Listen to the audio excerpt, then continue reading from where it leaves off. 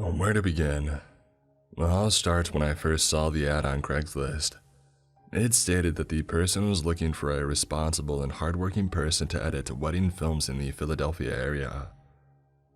I'd been into film since I was 5, and at the time, I was working as a cashier at a local grocery store. So I felt this was my chance to finally get a prestigious job as a filmmaker. I responded to the ad and got a response in a few days. He told me his business. I looked up his films and they were genius. I have never seen such high-quality wedding films. They really told a story and I was intrigued. A few days later, we planned an interview. It was a dreary day when I went to his worn-down apartment in a city that was local, but not in the best part of town. As I walked out of my car, he greeted me at the door. He seemed nice, but I felt a little off. I'm very good at sensing people's emotions, and for some reason, I couldn't sense normalcy in the way that he acted. It was strange. He did everything that was considered professional outside, and then we walked up to his apartment and office. He was 23 at the time, a self-made entrepreneur, a wedding film business. I remember one of the first things that he said to me. "If you work for me, I won't teach you just about video. I'm going to teach you about life." Being the naive 21-year-old I was, I thought this guy was just a really good businessman. Sure, he sounded full of himself, but what boss isn't? I got the job and was ecstatic. I felt on top of the world working for one of the best videographers in the Philadelphia area. I came into work the next day and ended up working on one of those TV dinner tables with a computer on it and a rickety chair. I didn't care. I was doing what I loved and it was awesome. A few months go by and I started noticing his weird behavior. I remember a specific time when his sister came over to visit him, and I met her for the first time. She wanted to get to know me, so she kept asking me questions about my life and trying to make jokes with me, but he wasn't having it. This was the first time that I sensed that something was seriously wrong with my boss. As his sister would try to engage me in conversation, he would tell me to shut up and do my work. Apparently, a 5-minute conversation was too much time to be wasted. I quickly learned the editing program, as I've edited extensively in the past. I eventually was editing 1 to 2 films a week, and despite my boss being sort of strange, I thought it was still the job for me. This was when the craziness had started. I started to learn the DSLR cameras. I began learning his basics of editing skills in his films. I'm very talented in video editing, but sometimes it takes weeks or even months to learn how a particular company goes about their editing. The first thing I noticed is that he had clinical depression. He would look to me to support him and make him happy again. I thought I was being a good friend or employee by offering sympathy because of the fact that I've been suffering from depression since I was 12. Eventually, the therapy sessions became a little uncomfortable.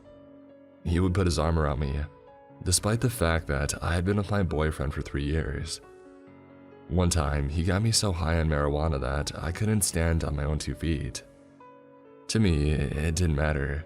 My boyfriend smoked weed, and this was a great time to finally get into something that he enjoyed too. As the months went on, I started to notice things that I didn't before. He was working behind a huge mahogany desk with a large screen, while I was working on a TV dinner table on a small laptop editing most of his films. So then came the shooting part. I began to learn the basics of shooting a wedding, getting the right shots and the right lighting. It was then that I started to realize this man was unstable and possibly aggressive. There were nights when we would do a same-day edit. These were 3-minute videos that the company would create for the couple and show at the end of the evening. It was a stressful environment. He was usually the one editing these same-day edits in the beginning, but the pressure was terribly strong. I would film with people that he knew for years that had their own video companies. I was ignored, I was the outcast, and I sort of followed them around. I felt useless, but I held on knowing that eventually I would learn the trade. As the months passed, I was his main editor. I edited all the films, chose all the music, and sometimes would lead my own shoots when he had another shoot somewhere else. I found myself to be extremely talented. I knew how to make a film beautiful, and how to make a story of love meaningful. I noticed that he loved to criticize me over time. If it wasn't the audio, it was the video. If it wasn't the video, it was the lighting. If it wasn't the lighting, it was the photography. If it wasn't that, it was me. I began to beat myself up. How could I not be good enough when I was trying my absolute hardest? Was I a failure? Should I even be in this field? There were a few more same-day edits that my boss would do the edit on. It was extremely stressful because I had to make sure we had all the awesome shots we needed in order to make a fantastic film. Eventually, I edited my own same-day edit. I cried because of their reaction.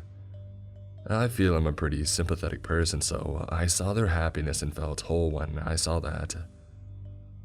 Despite the pressure, I continued on with my job, but as I continued, I noticed more aggressive behavior on his behalf. He would start hitting on me, flirting endlessly and giving me back rubs. Do you know how creepy it is to get a back rub from your boss inside of his own house? It was a small business, so that's where we worked, out of his own home. It started becoming more of a hangout session rather than work.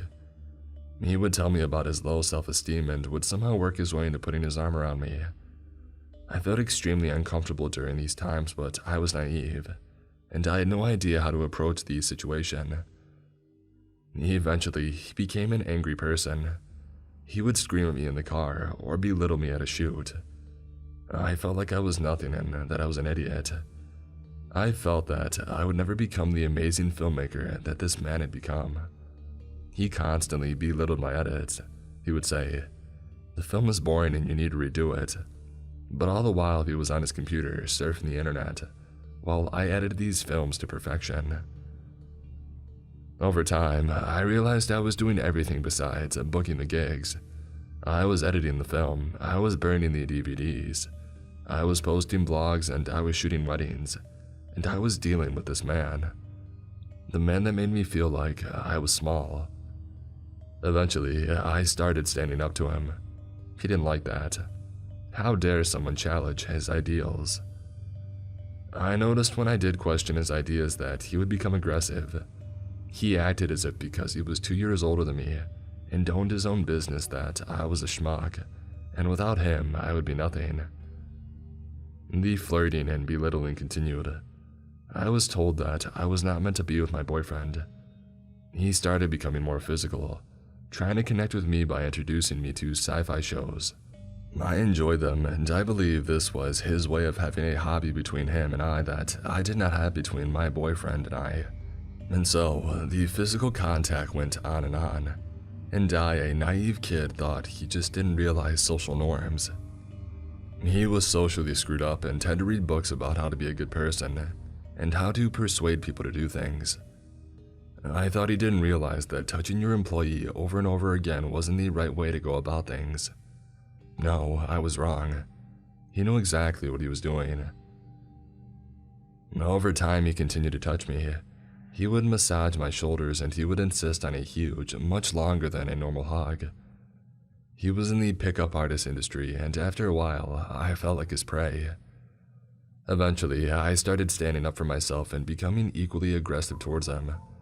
I began telling him that I wasn't comfortable with his touching. I called him out on his BS. I told him his yelling at shoots was irresponsible and cruel. I mentioned that his personality was narcissistic because he wanted to know what I thought he was. I told him that he was socially messed up and that it was pathetic, that he had to read a book to understand how to be nicer to another human. He eventually accepted what he was, I think, because at this point, things started getting worse. There was an instance when I couldn't find the car where he parked to retrieve his cell phone. He was waiting at the front desk at his venue to figure out which room the bride was in. It was about a 15-minute walk to the garage, and when I got there, I started panicking because I couldn't remember which floor we had parked on. We eventually ran into each other and he immediately started screaming at me in the elevator, with 2 people in there as witnesses.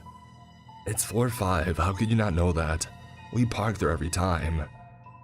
My boss yelled at me so loud that the 2 men in the elevator were noticeably scared. When they left, I told them that I was quitting once and for all. I couldn't stand this anymore, the yelling, the belittling, the nonsense. I was done. 2 weeks later, I was working on an edit on a laptop at his house. It would be about a month until I was out of there. I know I was being very generous with my time, but I was trying to do the right thing. I remember distinctly him talking to me, joking around, and then grabbing a pocket knife on his table which had been fully extracted. He held it to my neck. He tried to play it off as if he were joking, but I knew that he wasn't. I joked with him so he would release the knife.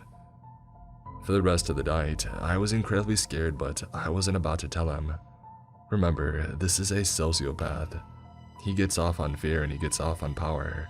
Finally, the knife was away from my throat, and for the rest of the night, I played the loyal employee. This is when I finally said, "This is it." I was scared for my life. When is it ever okay to put a knife to a person's throat, no matter how well you know them? It scared the crap out of me, and in a week I told him that I was leaving his company. He was enraged. He pounded on his steering wheel as I told him this in the car. This reminded me of the time we went to NYC to shoot a huge wedding, and on the way home he freaked out because he kept taking the wrong exits. He pounded the steering wheel that night, was driving erratically, and was verbally abusing me apparently for not reading Google Maps correctly. I don't own an iPhone and never have. I don't know how to use them very well, so I guess I was the idiot. Not the guy who I was in the car with who kept taking the wrong exits. I was stuck in a car with a madman. I just couldn't take it anymore.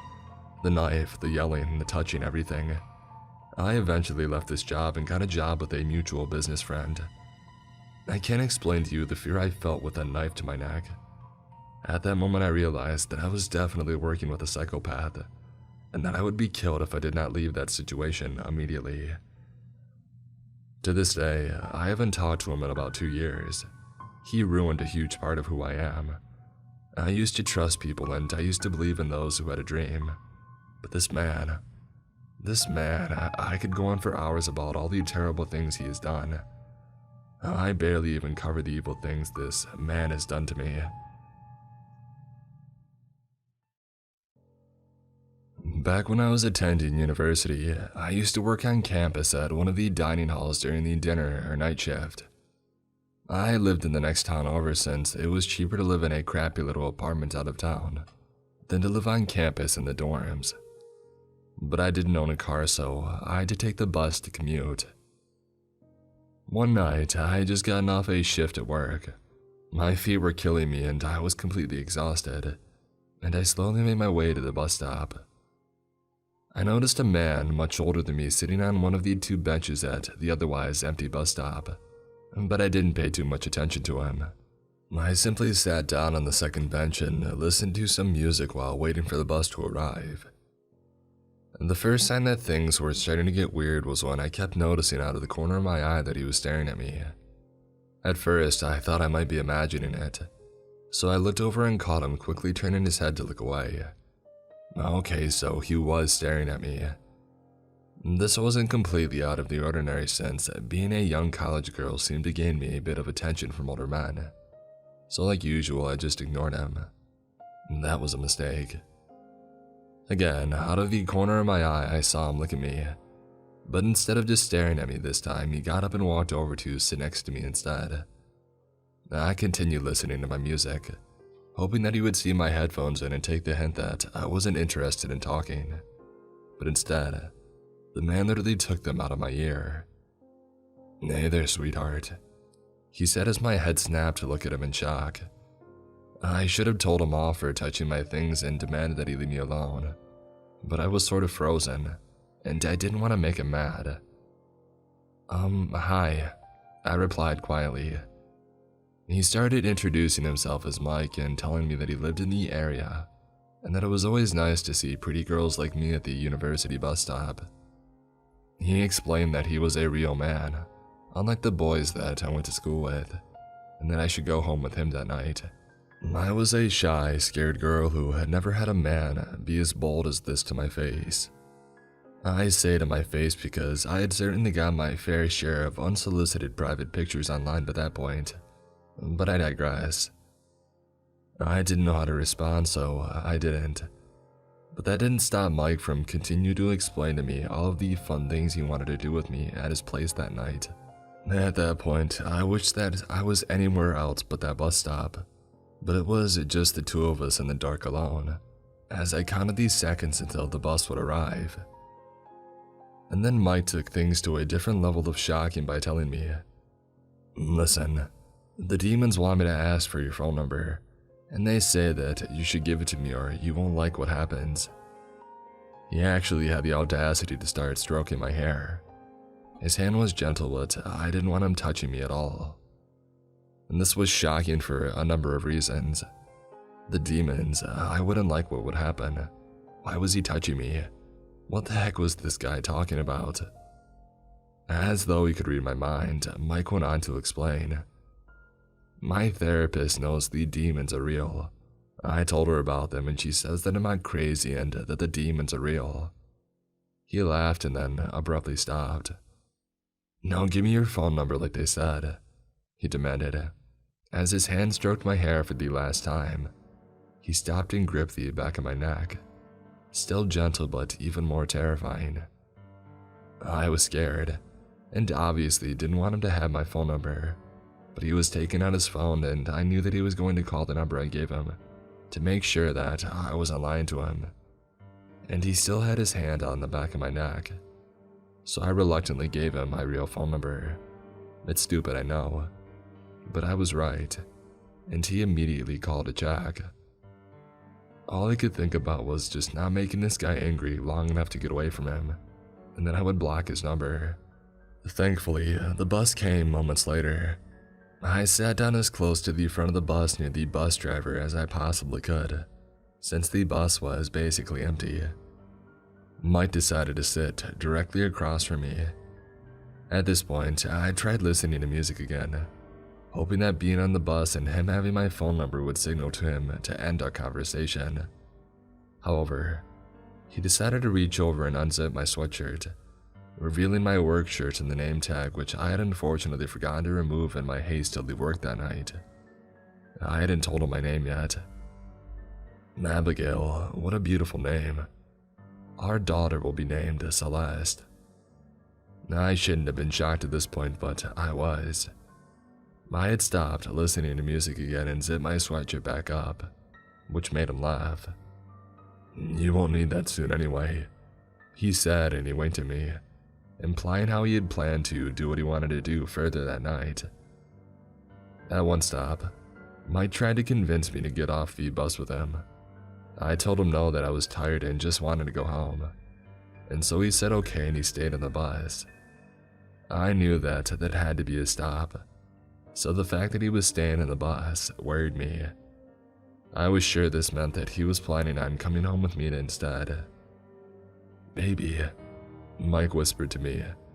I tried to ignore him, but he repeated himself louder. "Baby." He had the most unsettling smile on his face as I asked, "What?" He laughed and told me, "The demons say you smell nice." I was terrified and felt like I was going to throw up by the time my bus stop arrived. I lived in an apartment alone and I didn't want to know where I lived. Despite my body being exhausted and sore from work, adrenaline kicked in and I bolted off the bus and ran straight home. I made it inside and locked the door. I looked through the peephole and I didn't see him, so I went carefully to peek out of my window and saw him standing near the bus stop, looking around. He took out his phone and sure enough, I started getting a call from an unknown number since I hadn't saved his number. I ignored it. When he hung up, I started getting several texts, asking where I had gone, how he didn't like hide and seek, and how the demons just wanted to have fun. I was so scared because he knew which apartment building I lived in, where I worked and where I went to school, my phone number and my name. The only good thing which made me feel slightly relieved was that he didn't know which specific apartment number I lived in. And that's when he started yelling outside. There were no specific words said, just wordless yells of what I could only assume were frustration and anger. I blocked his number and I kept all the lights in my apartment off as I cried with my back to the front door. Maybe I should have called the police, but my brain was so frazzled that I didn't even think of that until the next day. And by then, all I knew about him was that he was a mentally unstable man, probably named Mike, who hadn't actually done any physical harm to me. So I didn't think that it was worth it. In hindsight, I know that I made a lot of stupid mistakes during this experience. I ended up moving away entirely at the end of that term of school for unrelated reasons, but until then, I switched to day shifts at work and was paranoid every night. Thankfully, I never saw the man again though.